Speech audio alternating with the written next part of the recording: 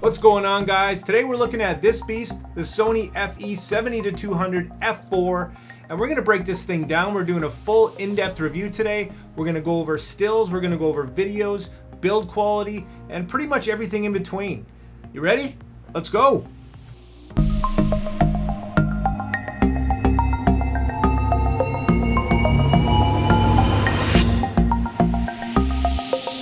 So we're diving right into the review of our Sony 70-200 f4.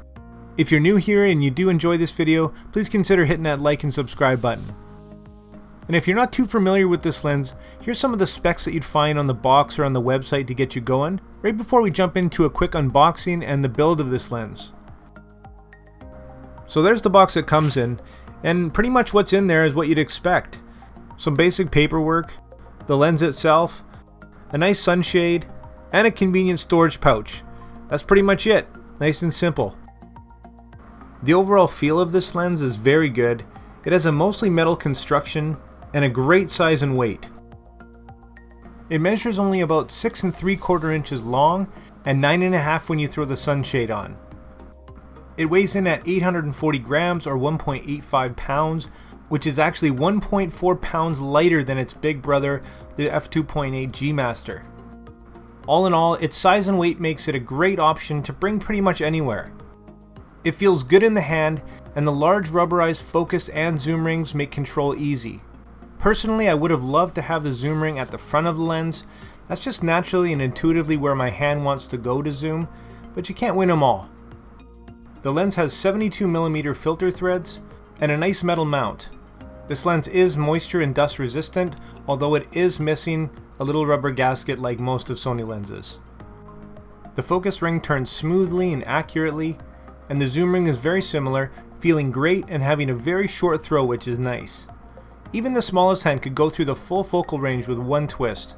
And one of my favorite features of this lens, which you can see here, is that it zooms internally, meaning it doesn't extend when you zoom.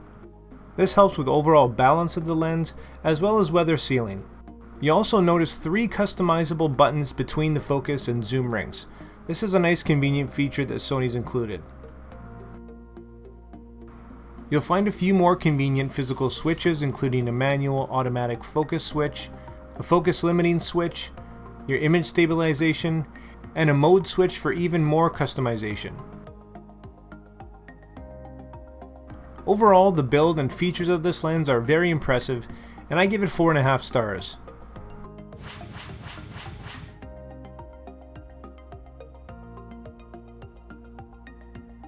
So now let's talk about the value of this lens. And coming in at $1,400 American dollars, this is not a cheap lens. It was announced way back in 2013 by Sony, and was actually one of their first full-frame E-mount lenses. So does it stack up to today's standards? Well, we will get into performance, but for the most part, it is very expensive for what it is. It is a great performing lens with a lot of features, and as you can see here, there's even more expensive lenses like its bigger brother, the G Master 2.8. There are cheaper and good performing alternatives. Unfortunately, up to this point though, no third party has made a 70-200 native E-mount. There are adapters that you can get for a Canon or Nikon mount, but you will lose some functionality, and I can't 100% recommend it.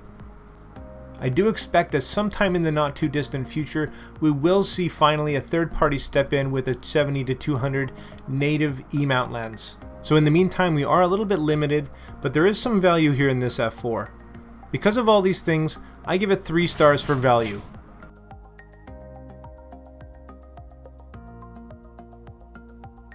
So performance, that's why you're here anyways, to see how this thing performs. And I'm happy to say that this thing performs very well just about across the board. First, let's talk autofocus. Its autofocus, whether you're shooting videos or stills, is very quick, very accurate, and basically silent. I don't have many bad things to say about its autofocus system. Being an f4, it can struggle in low light, but that's really to be expected. But for its age and where it is now, all things considered, it's very good. As far as video is concerned with this lens, of course it's not a videographer's dream lens, but like I said, the autofocus is very fast and reliable, and the versatile and longer focal length can make it great for getting some good inconspicuous footage.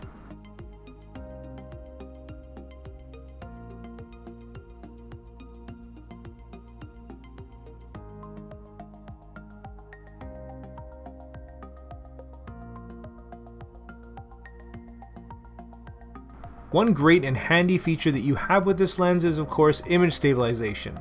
Especially when you're hand holding at longer focal lengths like 200, it can really make a big difference. Let's have a look.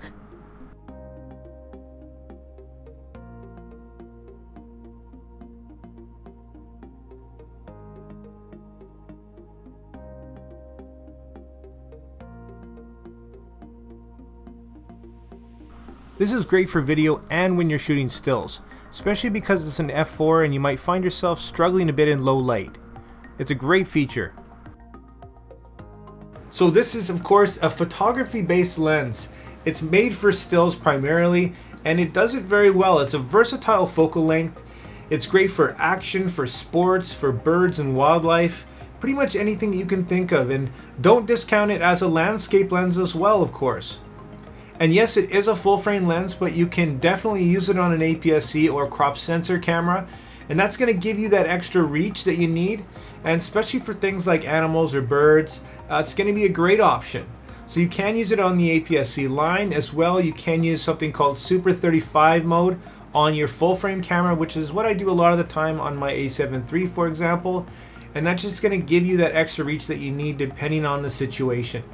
But do keep in mind, if you're using that option on a full frame camera, you will get not quite as many megapixels. So let's have a closer look at what that really looks like in the real world. Full frame versus crop. Here we have 70mm full frame, and this is what the equivalent in Super 35 mode or APS-C would look like. And here's them side by side.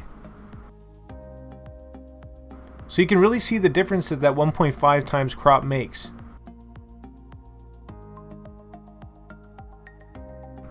And here's what it looks like zoomed in all the way to 200 on a full frame camera. And here it is in crop mode.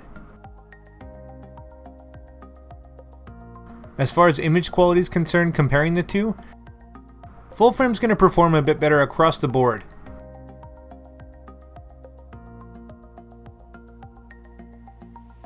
So you can see this lens is pretty versatile and is going to give you some good reach depending on what you're needing it for. But let's have a look closer at maybe some optics of this thing. How does it perform in sharpness and bokeh? Well, let's have a look. So let's get into the nitty-gritty of this thing. Is it sharp? Absolutely. It performs very well pretty much throughout the entire aperture range, with its sharpest I found about f8. f4 does struggle a little bit around the corners, and when shooting wide open this is kind of to be expected. For the most part, I'm not really too concerned with sharpness in the corners. Bokeh, I would say, is slightly above average and can be really nice at 200mm in a lot of cases, but don't expect it to compare to the 2.8 G Master. Here's some more pictures that I've taken with this lens for you to be the judge.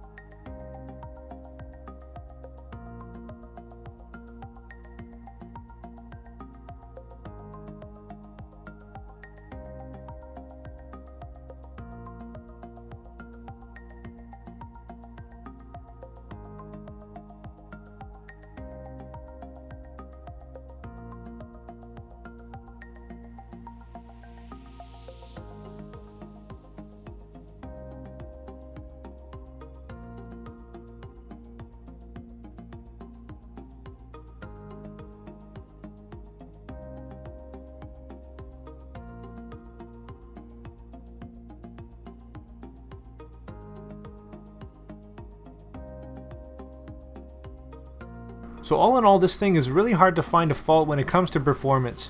It's strong across the board, and because of that, I give it 4.5 stars. So sure, this thing's a great performer in a lot of aspects. Is it perfect? Absolutely not. No lens is, of course. And I'm about to show you in my pros and cons list that it has some give and some take, like anything. But for the most part, it is a very solid lens.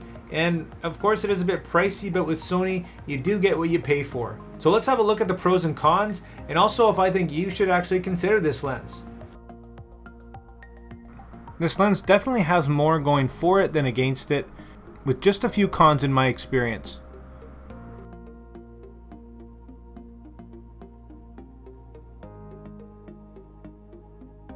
Once again, all in all a great performer, and I give the 70-200 F4 4 out of 5 stars.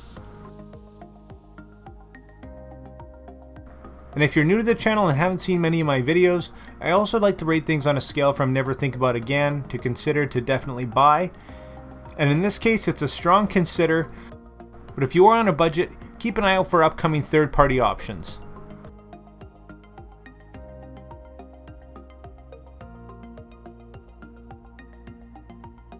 So there you go, guys, that's my review of this bad boy, the Sony 70-200 F4. If you like this video, if you want to see more just like it, make sure you hit that like and subscribe button. Drop your questions and comments down below. If you want to pick this thing up, if you want to buy this lens, I will leave an affiliate link in the description for you that'll take you to where you need to go to buy it. Much appreciated. And like always, make mistakes, be yourself, and get out there and take some more pictures. See you next time.